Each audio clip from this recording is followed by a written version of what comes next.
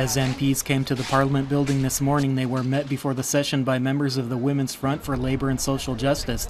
The activists were handing out flyers calling on MPs to vote against the new Labour bill, as they say that if passed, the new law will essentially legalize much of the now illegal behaviour of employers with regard to employees and their rights and benefits. Meanwhile, in Parliament, the session got off to a stormy start as opposition parties and even some members of the governing coalition requested recesses to deliberate on a number of pressing topics, including an announced hunger strike by the employees of a construction company who have not received their pay, and the government's transit link strategy. The 9th Croatia Forum continues in Dubrovnik today with a series of panel discussions on EU enlargement and the spread of European values. Speakers discuss the similarities and differences between individual countries from the Western Balkans in their negotiations with the EU. Special emphasis was placed on Euroscepticism, and Croatian Foreign Minister Vesna Pusic noted that this problem has to be addressed on both sides, among candidate countries and member states themselves, because the failure of even one of the 28 member states to ratify an accession agreement could seriously impact the EU over the long term. This morning, families began to move into the container housing settlement in the eastern Croatian village of Gunja, which was hard hit in last May's disastrous flooding. About 30 families, a total of 124 people, will be temporarily accommodated.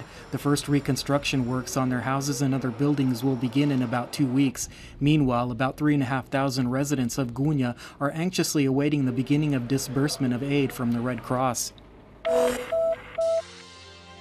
In neighboring Bosnia-Herzegovina, the main commemoration is being held today at the Srebrenica Memorial to mark the 19th anniversary of the massacre of about 8,000 Bosnian Muslim men and boys there by Bosnian Serb forces under the command of Ratko Mladic in 1995.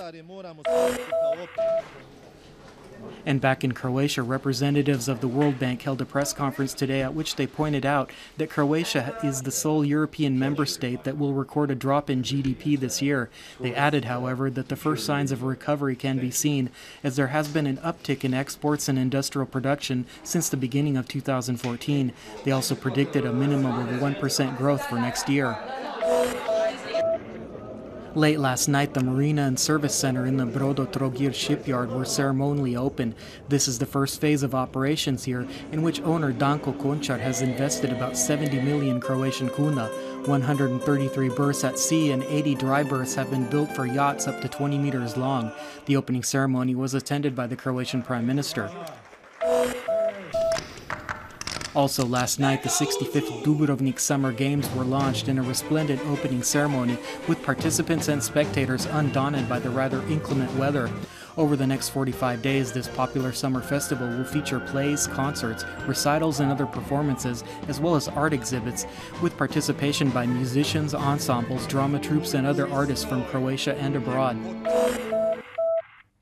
In sports, in men's tennis, Croatia's Ivo Karlovic made it to the semifinal of the ATP tournament in Newport, Rhode Island in the U.S. after defeating Israel's Dudi Sela 7-6, 7-5 in the quarterfinal. He will play against Australia's Samuel Groth in the semifinal. And finally, the weather forecast for the rest of the day. Skies will be mostly sunny and conditions dry on the northern and most of the central Adriatic this afternoon. Farther south, conditions will remain unstable with a high possibility of thunder showers. Conditions will also be unstable inland with overcast skies and occasional rainfall, mostly in central and eastern Croatia. Light to moderate northern and northwesterly winds will blow along the coast, with stronger gusts in Dalmatia. Water temperatures in the sea will generally range from 22 to 24 degrees Celsius, while the surface will be moderately choppy. Today's temperatures range from 17 to 23 degrees Celsius inland and from 24 to 27 degrees on the coast. Over the coming days, temperatures will rise inland and there will certainly be more sunshine. However, conditions will remain unstable, so isolated showers can be expected on Sunday and on Monday especially. Conditions will be similar on the coast. Tomorrow, some isolated showers can still be expected, mainly on the shoreline. On Sunday and Monday, clouds will build up and showers will be more frequent and quite heavy in some places.